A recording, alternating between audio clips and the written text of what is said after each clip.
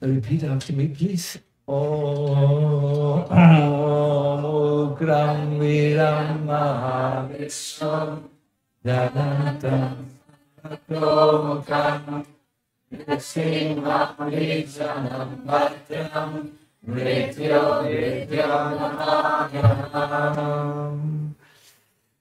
That's a very nice scripture. Sattva Tantra. Narada Muni comes to Lord Shiva and asks him about the confidential subjects of bhakti. One thing that Shiva tells him is bhakti rises in the association of devotees. Without devotees, Bhakti Devi does not come. And Lord Shiva also speaks about a confidential subject regarding Lord Nrsimhadev.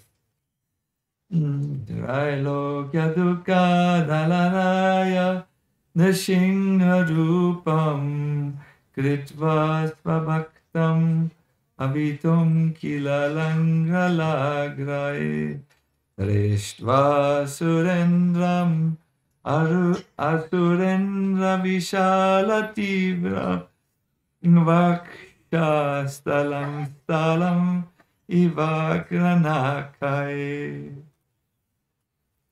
Lord Shiva says, Narada listened to a very special form of the Lord. The Lord took the form of Nrsimha to vanquish the sorrow of the three worlds and protect his devotee with the tips of his plow-like hands. Holding the king of the demons on his lap, he pierced his broad, sharp chest with the tips of his claws. I particularly became attentive when I read that Lord Nrsimhadev came to vanquish the sorrow that is the misery of the three worlds. In the seventh canto of the Bhagavatam, the misery of the three worlds is called meningitis.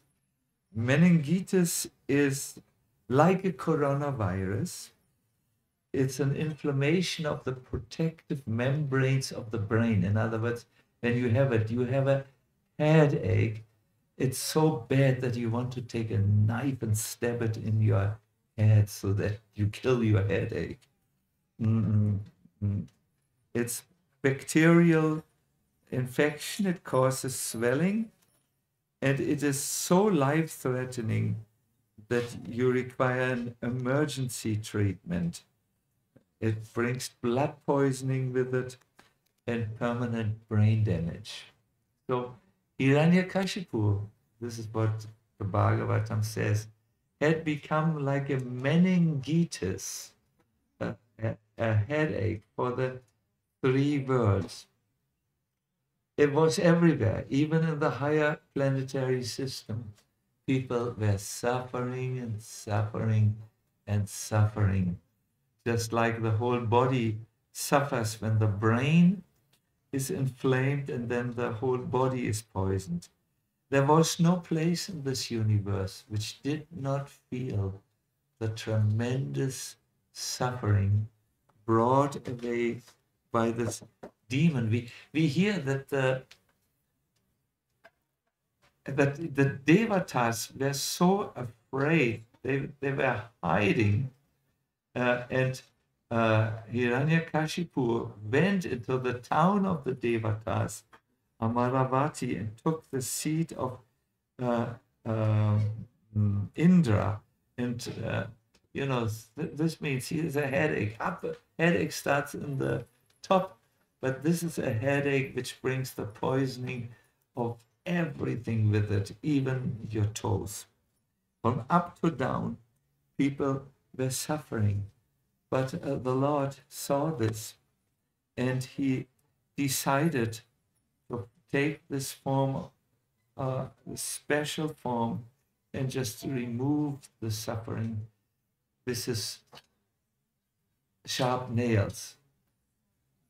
I remember once I was in Mayapur and I needed to go to surgery. So one of the twins gave me a nail from Lord Narasimha. He said, the nail of the Lord removes suffering. It's the only knife which does not cause blood. So I still have a little box with me where the nail of Lord Narasimha is, a nail which I worship, so that he removes my own suffering and my own miseries. My dear devotees, in this lecture, I would like to concentrate on an aspect of Lord Narasimha, which I feel makes him a timeless necessity for all devotees of Krishna. Lord Narasimha offers protection. You will see the first time Krishna appears in the pages of the Bhagavatam, he comes as Bhaktavatsala, the friend of his devotee. Lord Narasimha, we know, was so inclined towards Prahlad that he appeared to save him exclusively. He was very much Bhakta Vatsalya. So I want to narrate to you how Krishna appears, and from there go into Nrsimha Tattva. At the end of the Kurukshetra war, Ashwatthama had entered in the night the camp of the Pandavas, where he killed the 5 sleeping sons of Draupadi. He actually had come the evening before to Duryodhana, who was lying in his, because he was hit by the club of Bhimasena. So he waited for his death, and he said, Duryodhana, not everything is over. Now, said Duryodhana, everything is over. Our armies have been routed by the Pandavas. Ashwatthama said, I will bring you the head of the Pandavas. I will kill all 5 of them in the night when they don't have their arms ready. So on that night, Krishna had said to Yudhishthira, Bhimasena, Arjuna, and the 2 twins, let us spend the night outside of our camp tonight. It is better. You will see. And he had brought them out of the camp. So when Ashwatthama entered the tent of the 5 Pandavas, whom did he find? Their sons. And he brutally killed them. He killed others also. He cut off their heads, and he came with a bag of heads to Duryodhana and said, the war is won for you, Duryodhana. Said Duryodhana, he was at the verge of death. I bring you the head of the 5 Pandavas. Show me, said Duryodhana. So he opened the bag. I won't go so much into detail. And he took one head, and he, in fury, his hands went like this, and he cracked the head. He took another head, 5 heads he cracked, and then he said, Ashwatthama, you are a liar. I can't break the heads of the Pandavas. They are unbreakable. This is not the 5 Pandavas. You are a liar. And he died, Duryodhana, very dissatisfied. He was not at all pleased. So Draupadi, on the other hand, on the other side, said, She cried in distress with tears in her eyes when she saw her sons who were beheaded. Arjuna at that time spoke to her and said, after beheading that Brahmana, I will wipe your tears. Then, get ready, after burning your son's body, you can take your bath standing on the head of this Ashvatam Brahmana, Kshatriya. So Krishna then came with the chariot, and Arjuna equipped himself with his armor and the weapons to set out to chase Ashvatthama. Now this is the first time where Krishna enters on the stage of the Bhagavatam on a chariot as a servant of Arjuna, as a Bhakta Vatsala. The greatest opulence of Krishna is he protects his devotees. When Ashvatthama saw how Arjuna was coming on that divine chariot to chase him, he fled in fear.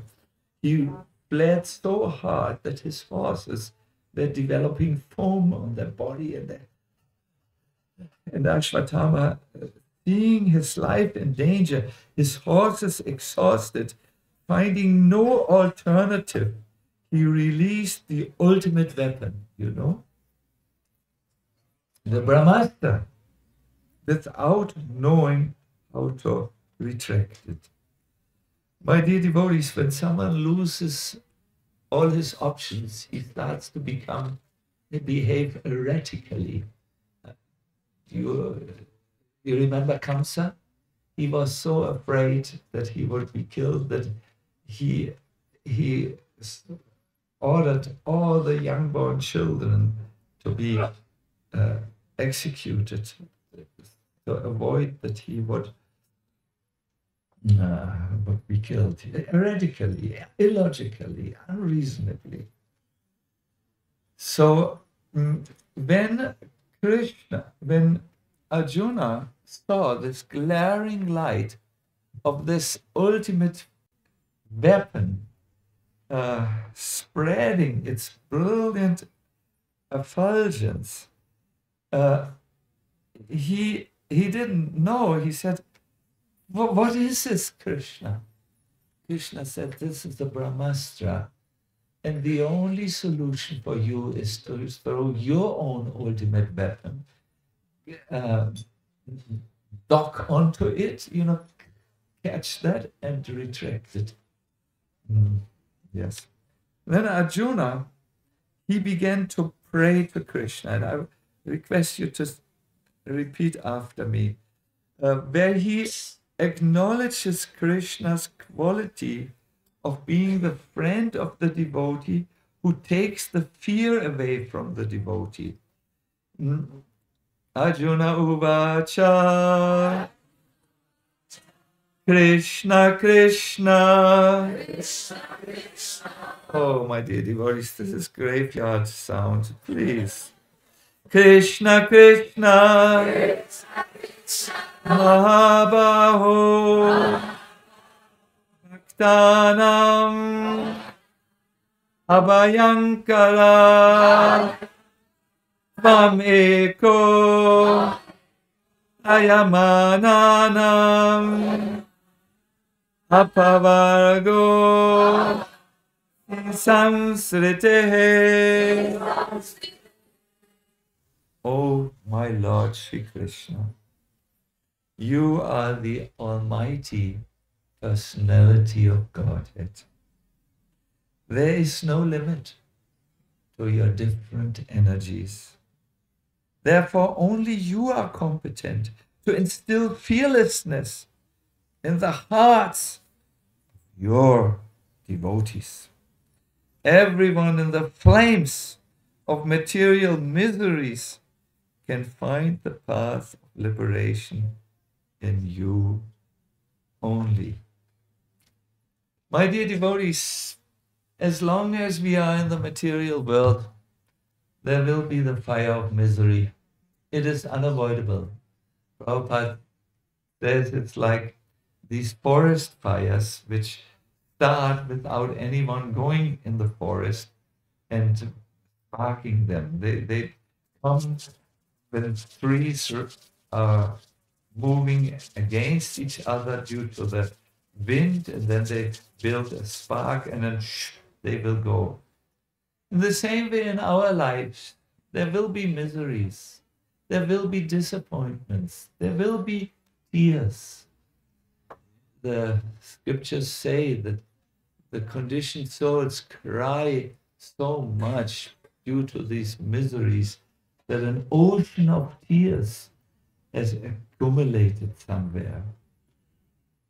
We will see disease in our lives. Just a few days ago, a very young devotee developed a heart attack. Very unusual for a young person, but if there is stress, everything is possible. There will be miseries, and our hope, says Srila Prabhupada, to become fearless in the face of all this which is coming, is fulfilled by taking shelter of Lord Nrsimhadev, by chanting. We had this in this purport also. Bahir Nrsimho, Hridaye Nrsimho. One more time. Bahir Nrsimho, Hridaye Nrsimho. Lord Nrsimhadev is everywhere, and he's also in the heart. He's pervading everything.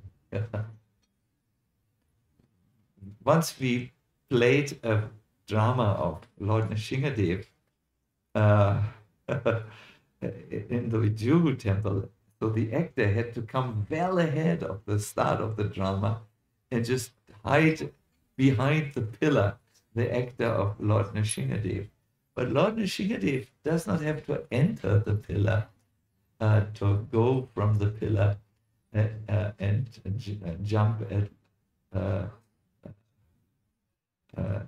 Hiranyakashipu. But here, he is everywhere, and also in our heart. So he is everywhere, and when we can find it in our hearts to finally throw down our weapons, our man-made efforts, and say, my dear Lord, I can't manage this. This is beyond me. This is overwhelming me. Please, my Lord, you have come in a special form where you hear all these petitions. You have come as Lord Nrsimhadev. Therefore, please be so kind and save us from the miseries of material existence. Compassion Tuesday. Tuesday is the day of Lord Nrsimhadev, they say. And some say Saturday, but every day, probably. But Tuesday is set aside also. So we did this, and I remember when we heard about the Ukraine situation, we made a special program for Lord Nrsimhadev. We called it Global Puja for Ukraine, and it started in Ahobilam, then it went to Simhachalam, then to America. And we met later devotees from the Ukraine. There is one town called with M, please help me. Maripol, yes. What? Maripol, yes. And the devotees told me, so I was on the farm, and there were many devotees from the Ukraine, and they were smiling.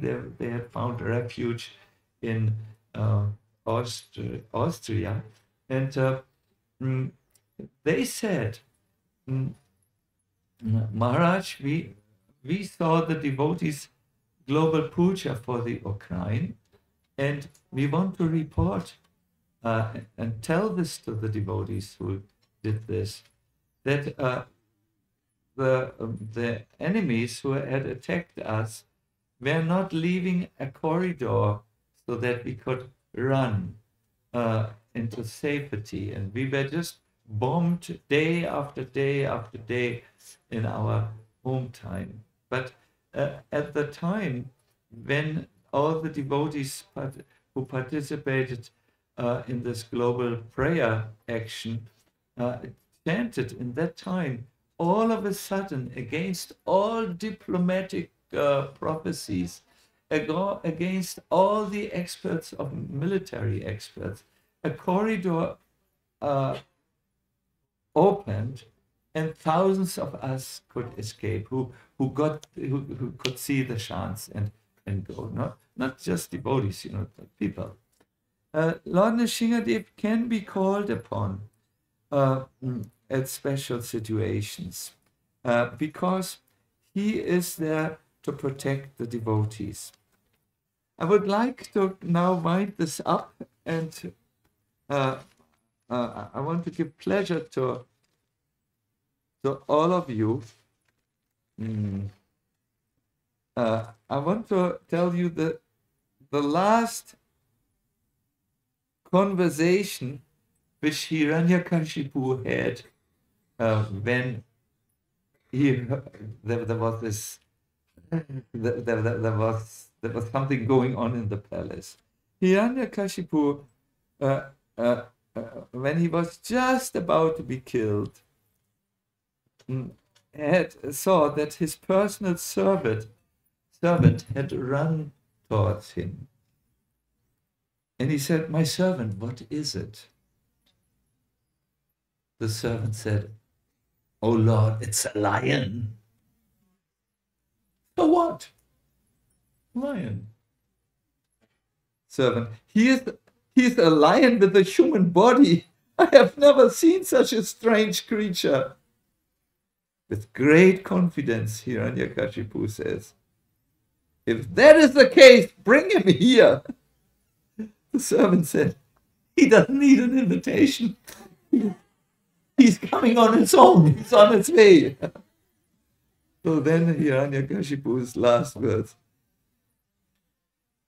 "He is here. He is here. Give me my sword." "Oh no! Oh, his nails!" And Baladev Vidyabhushana comments, "May that Lord Nrsimhadev, who killed Hiranyakashipu with his sharp nails, protect you all."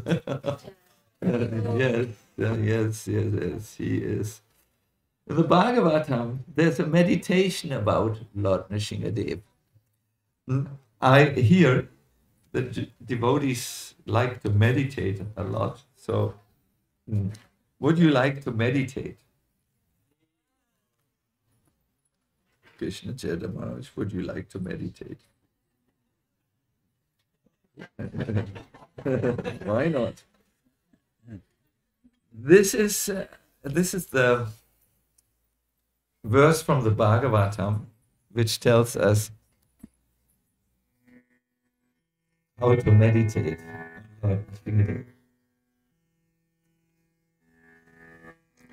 When Hiranyakashipu studied the form of the Lord, he was trying to decide who this being was that was standing before him. And here is the verse. I will not put you into a meditative state because we are, at least I am very tired. But please try to envision the form of the Lord. These beautiful descriptions of the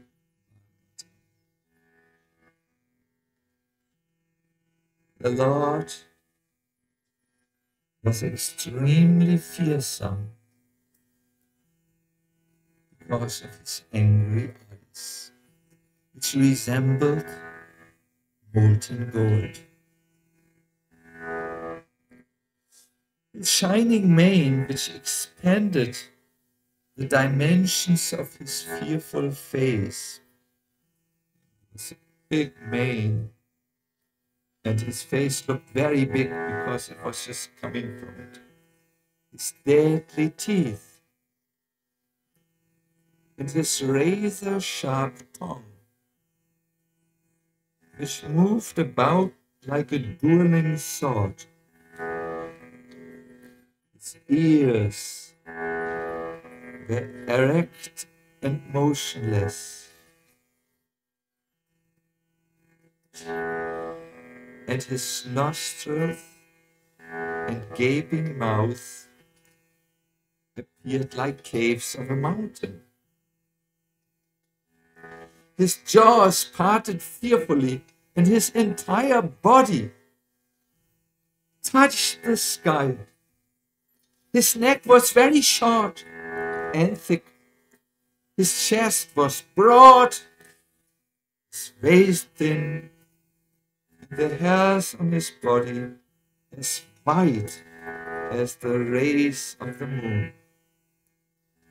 His arms, which resembled flanks of soldiers, spread in all directions as he killed the demons, rogues and atheists with his conchal, disc, club, lotus, and other natural weapons. My dear devotees, fear, anxiety, misery is what you get. When you fall into an ocean, you will get wet. When you fall into this material world, you will experience suffering. But turn to Krishna. Don't be so arrogant to not turn to Krishna and think you can get help from this world. Learn to turn to the Lord, and as a result, you will expect miracles. You can see miracles in this life. There are many wonderful stories how Lord Narasimha saved his devotees. But a devotee will not always think of his own skin. My precious skin. He will not think like this. A devotee of the Lord will pray more for others. Like our Krishna Chaitra Maharaj has recited with us, Svasyastu Vishvasya. May there be good fortune for the universe. Let us start first with our devotees. Let us beg to be released from this powerful envy, this nature, which comes due to the overly competitive spirit in our minds. And let us be well-wishers to the devotees. And let us be well-wishers to all devotees, to all people in this planet. And that will be very good. Hare Krishna.